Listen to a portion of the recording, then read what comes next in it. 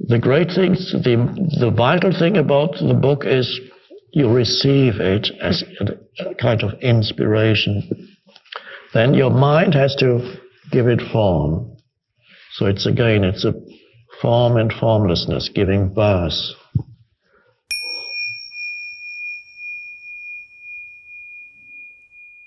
How do I know if a continuous thought is intuition or ego?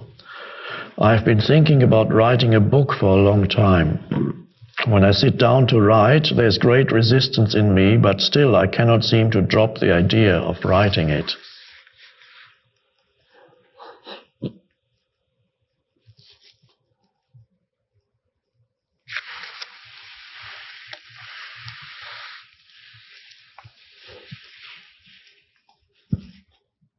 Now, you need to look within to find out whether you have an idea that writing a book would be a good thing to do, or whether there's something in you, perhaps you'd not clearly formulate it, whether there's something in you that wants to be written or wants to be given birth to. So if it's just an idea in your head that it would be great to be a writer, wouldn't it? Okay, I think I'm going to write a book because it would be so great to be a writer, and to have written a book must feel wonderful. Of course, that's an egoic thought.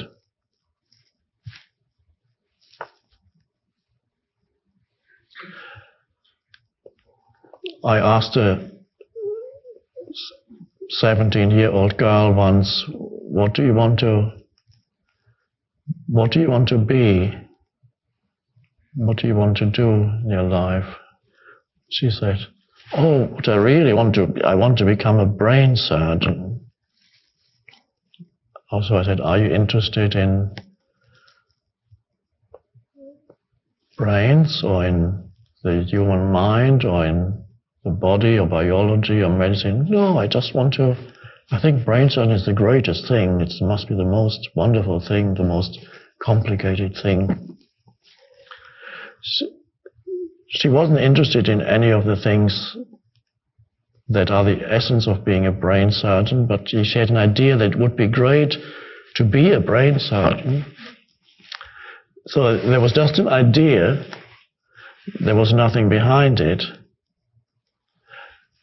You have to see do you feel that there is something valuable in you which may not yet be formulated very much on the level of form, but whether you can sense something that wants to be born through you, that would then become a book. Then it comes from deeper level than the ego. Or whether you just have an idea that it would be great to produce a book. That's, of course, an egoic thought, and it's not going to be very good.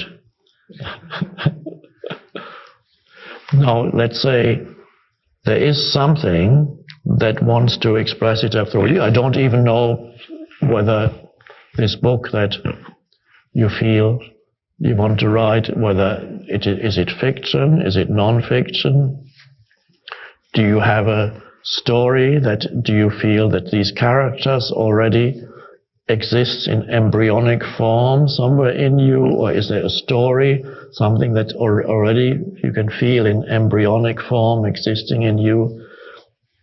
Or do you have something to say to this world? Maybe it is non-fiction, who knows what it is, something spiritual, perhaps it's a spiritual book, but is it?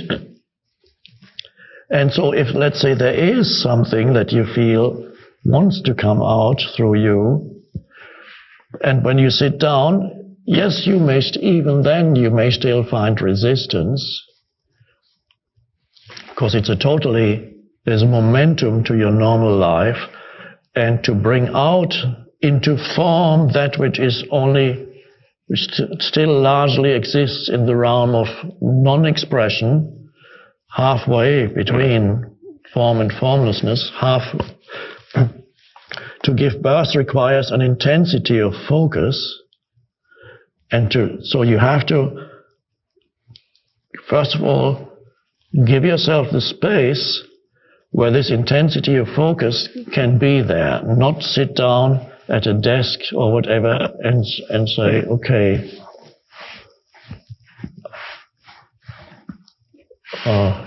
can't think of any, it's not coming out. I'll better have a cup of tea first and then just go back.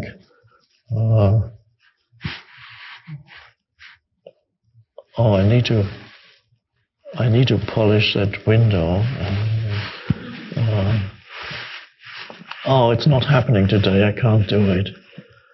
It won't happen, you are not creating the space. You need to, and this is a recommendation, if you do feel you have something within you that wants to be born through you, you need to provide the space for it to happen every day if possible, or on a regular basis. So you have a space of an hour, 2 hours, 3 hours that is set aside for this to come out, to come through you. And then you sit there and you, let's say no writing happens, at least you give the space of 1 hour where you honor that space, and if you only write 3 words, at least that's a start. Maybe 1 sentence within that 1 hour that comes, or 2 sentences, or maybe nothing at all, but it's better to write something, see what comes, whether you can give form to that which wants to come through you. And then gradually a certain momentum builds up as you write a little bit more. And there needs to be total presence and total focus on just that, and an openness.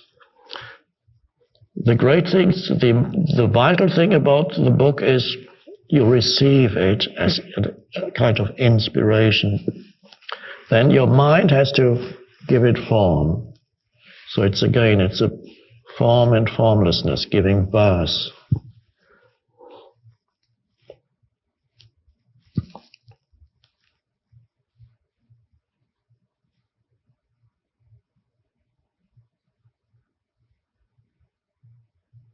And once the momentum is there and the process starts, you may find, as I did when I wrote the books, that it consumes your whole life and it's hard to do anything else, so it can take up your entire focus of your energy for a while. And there's an intensity there while the creative process happens, there's an intensity of energy that flows into it.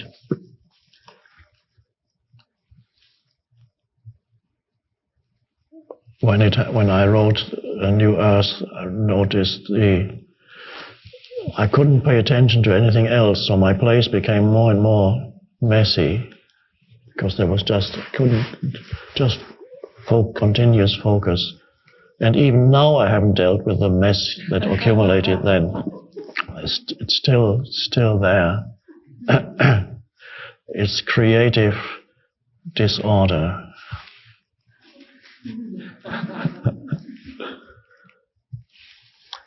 Anybody who wants to create, also don't fall into the error. It's an excuse of the mind that says, I don't have enough space in my life to do this, to write this book, to be creative. There's too much going on in my life.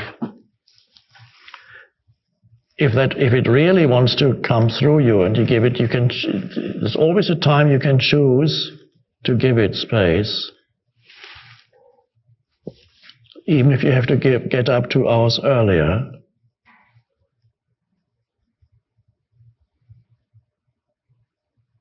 And if the momentum does build up, you have to see whether it can be reconciled with other things you still have to do. Many writers find it can be reconciled. I was lucky I didn't have any children to look after. I didn't have a job as such, and so that was very helpful. But I know of great writers who have recently had a dialogue here with Stephen Taylor, who is quite a prolific writer of spiritual books, and he teaches at the university. They have 3 young children to look after, and I believe he told me that he writes mainly early in the morning and late at night when the children are not running around screaming.